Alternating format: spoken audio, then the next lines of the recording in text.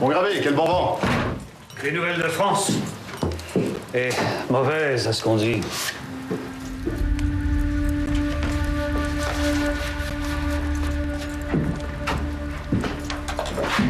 Et alors? Rumeur, seulement une rumeur. Une erreur ou bien une mauvaise blague. On dit que le roi Henri a été attaqué, qu'il est mort. Et qu'est-ce qui vous fait croire que ce n'est pas vrai? Impossible. Ce serait beaucoup trop tragique.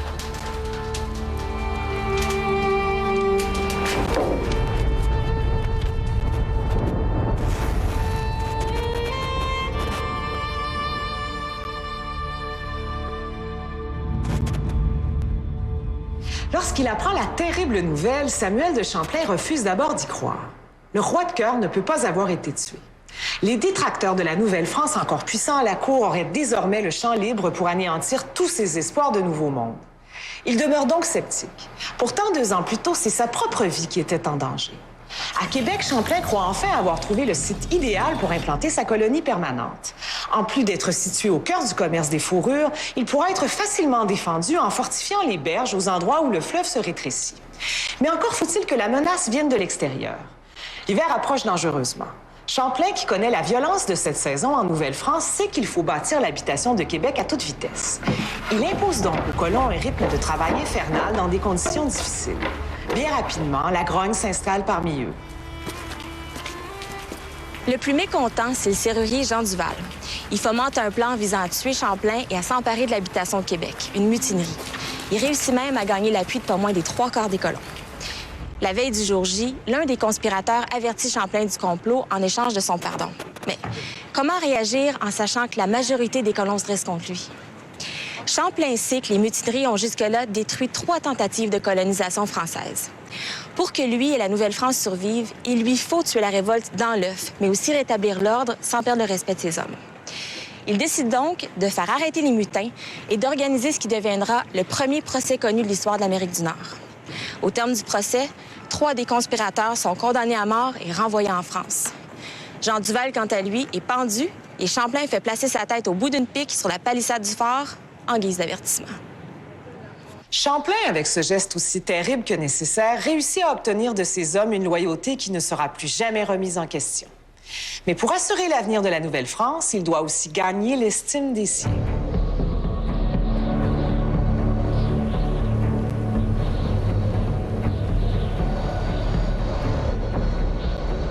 Le premier hiver à Québec est particulièrement rude, autant pour les colons qui viennent à manquer de vivre que pour les montagnais qui font mauvaise chasse et qui sont en proie à la famine.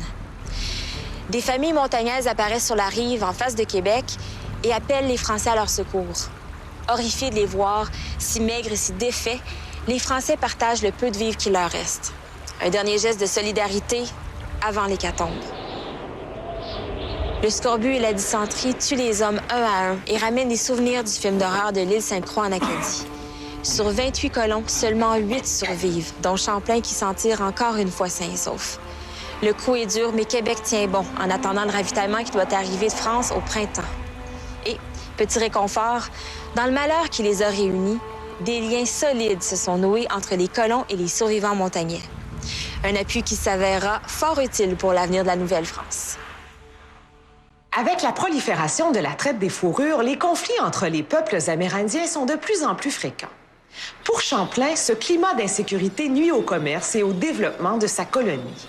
Pour ajouter au problème, Champlain apprend qu'en France, le monopole de la traite accordé aux sieurs de Mont n'a pas été renouvelé. Le fleuve Saint-Laurent sera donc bientôt rempli de trafiquants. Champlain doit donc d'abord et avant tout stabiliser rapidement la région. Il s'applique à consolider ses alliances avec les Montagnais, les Algonquins et les Hurons pour contrer les Iroquois. Parmi eux, les Agnies, mieux connus sous le nom de Mohawks. Champlain tente des pourparlers avec eux, mais rien n'aboutit. Les Agnies sont en guerre depuis la nuit des temps et ce n'est pas Champlain qui renversera le cours de l'histoire.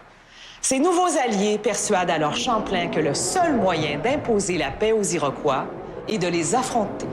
Champlain participe à une expédition guerrière contre les Iroquois en 1609 parce que ça fait partie des conditions du traité de 1603. Il ne peut pas être un allié des Montagnais, des Hurons et des Algonquins et des autres sans les appuyer dans leur guerre parce que le nous qui s'est formé dans cette alliance suppose qu'on combatte côte à côte l'ennemi. The wars amongst the Indians were not introduced by the French, as some historians have mistakenly suggested. They go way back. Champlain ne veut pas tuer les Iroquois, lui. Lui, il veut faire du business, il veut faire des affaires. Il a un projet, Champlain. C'est un homme de projet. Alors, il y a un projet de créer de la richesse. C'est la traite des fourrures à ce moment-là. Mais ça va s'ouvrir. Mais les Indiens, non. Oh, non. Si tu veux qu'on fasse affaire, puis tout ça, on fait une parenthèse, on s'en va tuer les Iroquois. Champlain lance sa campagne dès l'arrivée du ravitaillement venu de France. Il part de Québec avec un groupe d'arquebusiers français et une flottille de canots comptant entre 300 et 400 guerriers amérindiens. L'embouchure de la rivière Richelieu constitue la porte d'entrée du territoire iroquois. En arrivant ici, un différend au sujet de la guerre divise les alliés amérindiens de Champlain. Et plusieurs veulent rentrer chez eux. Comme il veut forcer personne à le suivre, Champlain se voit perdre une partie importante de ses effectifs. Une énorme partie. Lorsqu'il remonte la rivière des Iroquois, il ne reste que 60 guerriers à ses côtés. Champlain et les 12 Français qui l'accompagnent sont les premiers Européens à poser les yeux sur ces terres.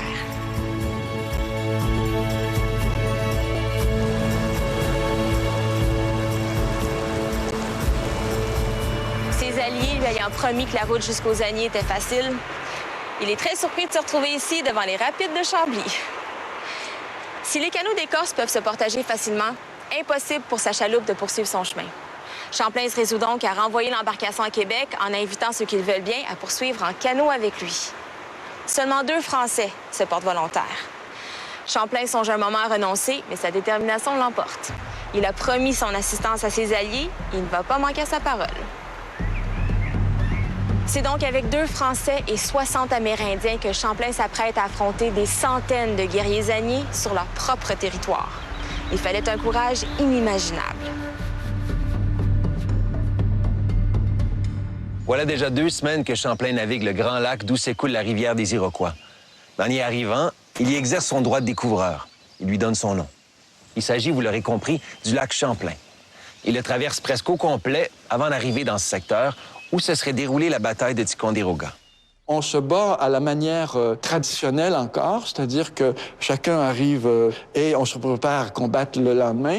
Alors, toute la soirée, toute la nuit passe à chanter, à danser, à invectiver son adversaire. On se parle, on se traite des pires noms pour signifier qu'on se déteste et qu'on est prêt à se battre le lendemain. Durant la nuit, les guerriers agnés gravissent cet escarpement et construisent un petit fort dans cette clairière. Juste avant l'aube, les alliés de Champlain s'en approchent et lancent l'attaque. Environ 200 guerriers agnés sortent du fort en rang serré. Plusieurs d'entre eux portent des armures de bois pour les protéger des flèches. Les alliés de Champlain s'avancent à leur tour. Ils sont en sous-nombre, mais ils possèdent une arme surprise.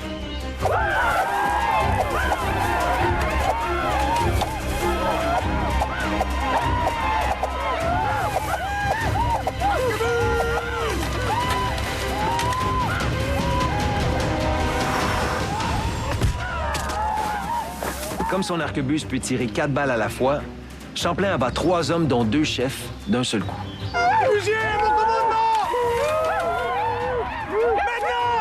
Ses compatriotes ouvrent le feu à leur tour, un 3e chef tombe, et bientôt, les troupes agnés sont en fuite. Aucun d'entre eux n'avait jamais vu une telle puissance de feu.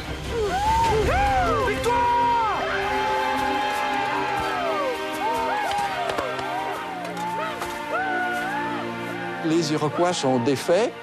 On pourrait dire probablement plus que surpris qu'humiliés parce qu'il y a quelque chose qui leur échappe. La guerre est en train de changer et ils vont mettre un peu de temps, mais ils vont apprendre rapidement. Ce secteur reste pendant des siècles l'un des lieux les plus stratégiques d'Amérique du Nord. D'ici, il est possible de surveiller et de contrôler la région où se rejoignent le lac Champlain et le lac Georges, 2 axes de transport incontournables. Le fort Carillon, que l'on aperçoit en bas ici, construit par les Français en 1755 et qui s'appelle aujourd'hui le fort Ticonderoga, témoigne encore de l'importance géographique des lieux. Et la bataille que Champlain mène en ce 30 juillet 1609 marque un virage notable dans les tactiques de guerre des Amérindiens. En effet, elle révèle l'extrême vulnérabilité des armures de bois et des formations serrées face aux armes à feu européennes. Et c'est suite à cet événement que les Amérindiens passent progressivement à la guerre d'embuscade. Plusieurs fois, il va revenir là-dessus. Les stratégies amérindiennes de guerre versus les stratégies françaises de guerre. Il ne comprend pas, les Indiens, comment les Indiens se battent. Et lui, il a la culture européenne des militaires européens. Alors, il veut se battre à l'européenne. Les Indiens disent, je vais te battre à l'indienne. L'année suivante, Champlain reprend les armes à l'entrée de la rivière des Iroquois, l'actuel emplacement de la ville de Sorel. Avec 4 compagnons français et ses alliés amérindiens, il conduit un second raid contre les Amis.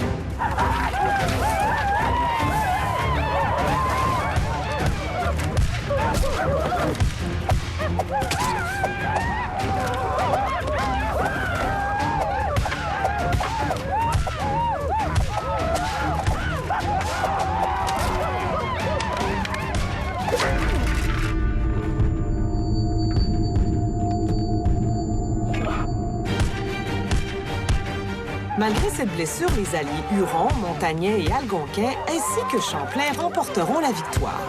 Au cours des années qui suivent, les Amérindiens de la vallée du Saint-Laurent reconnaîtront sa cicatrice à l'oreille et la toucheront comme s'il s'agissait d'un talisman.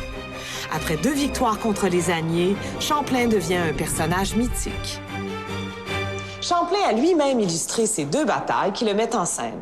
Ce sont les 2 seules représentations authentiques de son visage.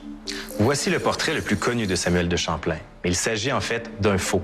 Il a été peint en 1870 d'après une gravure où l'on y voit un contrôleur des finances qui n'a aucun rapport avec Champlain. Et puisqu'il n'existe aucune image qui nous permette de bien reconnaître les traits de Champlain, il est coutume de le représenter sous ses traits, qui n'ont pourtant jamais été les siens. Tandis que l'avenir de la colonie semble prometteur, en France, une terrible tragédie risque de tout faire basculer.